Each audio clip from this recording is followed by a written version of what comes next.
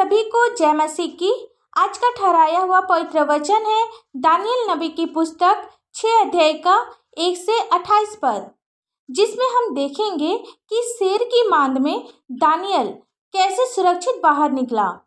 यह कहानी हमें परमेश्वर के वादे और वफादारी के बारे में सिखाती है। जल्दी या बाद में हम सभी अपने जीवन में ऐसी परीक्षाओं से गुजरते हैं जो हमारे विश्वास की परीक्षा लेते हैं, ठीक वैसे ही जैसे दानियल नबी ने किया था जब उसे शेर की मांद में फेंक दिया गया था। हो सकता है कि आप सभी अपने जीवन में गंभीर संकट के दौर से गुजर रहे हों, तो दानियल नबी की आज्ञाकारिता और परमेश्वर पर भरोसा आपके विश्वास को बढ़ा सकता है। वचन में हम देखेंगे कि राजा दारा बेबीलोन का शासक था और उसे शासन करने और नेतृत्व करने में मदद करने के लिए 120 ऐसे अधिपति ठहराए जो पूरे राज्य में अधिकार रखे, और उसके ऊपर उसने 3 अध्यक्ष जिसमें से दानियल एक था, इसलिए ठहराया कि वे उन अधिपतियों से लेखा लिया करे। सलाहकारों के नेता दानियल एक ऐसा व्यक्ति था जो परमेश्वर में विश्वास रखता था और प्रभु की आज्ञाओं का पालन करता था। दानियल को बड़े बड़े आदमियों का अधिकारी बना दिया गया, इसलिए वे दानियल से जलते थे। कुछ लोग दानियल को पसंद नहीं करते थे और उसे प्रभारी नहीं बनाना चाहते थे, इसलिए उन्होंने दानियल से छुटकारा पाने का एक तरीका निकाला। वे लोग जानते थे कि दानियल इस्राएल के परमेश्वर की सेवा करता है। उन्होंने राजा दारा से कहा कि वह एक नया कानून बनाए जिनमें लोग केवल राजा की पूजा और प्रार्थना कर सके, और अगर वे अन्य देवताओं की पूजा या प्रार्थना करेंगे तो उन्हें शेर की मांद में फेंक दिया जाएगा। राजा दारा को यह बात अच्छी लगी और उसने कानून पर हस्ताक्षर कर दिया। दानियल ने नए नियम को समझ लिया था, लेकिन उसने अपने हृदय में प्रार्थना और प्रभु की स्तुति में दृढ़ रहने का संकल्प लिया। दानियल दिन में 3 बार अपनी कोठरी की खिड़कियां यरूशलेम की ओर खोलकर प्रार्थना करता था। जब लोगों ने दानियल को देखा और राजा दारा के सामने उसके खिलाफ आरोप लगाया, उसने कहा, दानियल ने तेरा कानून तोड़ दिया है। वह हर दिन 3 बार अपने परमेश्वर से प्रार्थना करता है। दारा दानियल को बहुत पसंद करता था, इसलिए वह नहीं चाहता था कि दानियल मर जाए। वह पूरा दिन सोचता रहा कि कैसे दानियल को बचाएं, मगर एक बार जब राजा किसी कानून पर हस्ताक्षर कर देता है तो वह भी उसे बदल नहीं सकता था, इसलिए उसने अपने आदमियों को हुक्म देना पड़ा कि दानियल को उस मांद में डाल दिया जाए। उस समय राजा ने दानियल से कहा, तेरा परमेश्वर जिसकी तू नित्य उपासना करता है वही तुझे बचाए।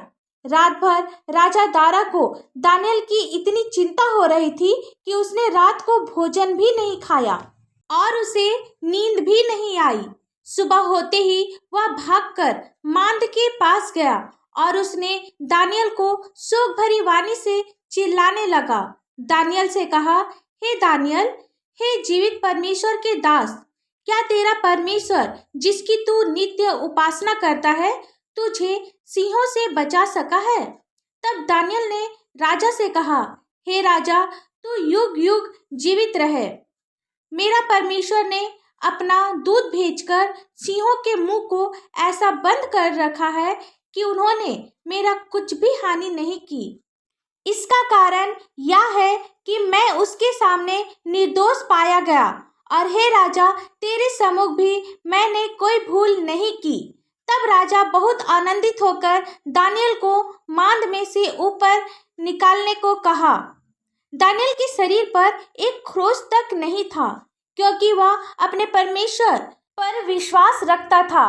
तब राजा ने आज्ञा दी कि जिन पुरुषों ने दानियल की चुगली खाई थी वे अपने अपने बाल बच्चों और स्त्रियों समेत लाकर सिंहों के गड्ढे में डाल दिया जाए, और वे गड्ढे की फेंदी तक भी ना पहुँचे कि सिंहों ने उस पर झपट कर सब हड्डियों समेत उनको चबा डाला। तब दारा राजा ने सारी पृथ्वी के रहने वाले देश देश और जाति जाति के सब लोगों और भिन्न भिन्न भाषा बोलने वालों के पास यह लिखा, तुम्हारा बहुत कुशल हो। मैं यह आज्ञा देता हूँ कि जहाँ जहाँ मेरे राज्य का अधिकार है वहाँ के लोग दानियेल के परमेश्वर के सम्मुख कांपते और थरथराते रहे, क्योंकि जीविता और युगानुयुग तक रहने वाला परमेश्वर वही है। उसका राज्य अविनाशी है और उसकी प्रभुता सदा स्थिर रहेगी। जिसने दानियेल को सिंहों से बचाया है वही बचाने वाला और छुड़ाने वाला है, और स्वर्ग में पृथ्वी पर चिन्हों और चमत्कारों का प्रकट करने वाला है। मेरे प्रियो, क्या आप भी दानियेल की तरह हर दिन यहोवा से प्रार्थना करते हैं? जब हम भी हर दिन 3 बार परमेश्वर से प्रार्थना करेंगे तो दानियेल की तरह हम सभी भी कठिन समस्याओं से बाहर निकल सकते हैं। जब आप अपनी समस्याओं से परेशान हैं और कोई रास्ता नहीं दिख रहा है, तो बस आपको प्रार्थना करने की जरूरत है, जिससे आप हर समस्या से बाहर निकल सकते हैं। बस एक प्रार्थना आपके जीवन को बदल सकता है, आपके जीवन को बचा सकता है।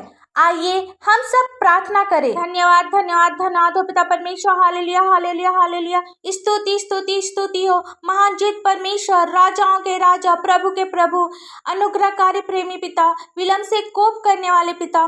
पिता, हम आपको लाखों लाख धन्यवाद देते पिता परमेश्वर। पिता, आप हमारे मन को नम्र और कोमल बना पिता परमेश्वर। पिता, हमारे मन से आप बातचीत कर पिता परमेश्वर, ताकि पिता परमेश्वर हम सभी आपसे प्रार्थना करने वाला बनने पाए पिता परमेश्वर। पिता, हमारे मन को दानियेल की तरह नम्र और दीन बना पिता परमेश्वर, ताकि हम सभी भी दिन में 3 बार आपकी स्तुति महिमा करने पाए, आपसे प्रार्थना करने पाए, आपसे बातचीत करने वाला बनने पाए पिता परमेश्वर। पिता, हम आपसे मांगते हैं पिता परमेश्वर, एक एक बीमारी पिता यीशु मसीह के पवित्र और मीठे नाम से दूर होने पाए। पिता, हम देश के शासकों, प्रधानमंत्री, राष्ट्रपति, राज्यपाल, पिता, हम सबके लिए प्रार्थना करते हैं पिता, आप सभी पर अपनी आशीष दे पिता, ताकि वे समाज में एकता और मेल मिलाप करने पाए। पिता, हम प्रार्थना करते हैं पिता परमेश्वर, जवान लोगों के लिए जो संसार की बुराइयों में फंसे हुए हैं पिता परमेश्वर। पिता, आप उन लोगों पर अपनी आशीष दे, ताकि वे लोग हर बुराइयों से दूर होने पाए।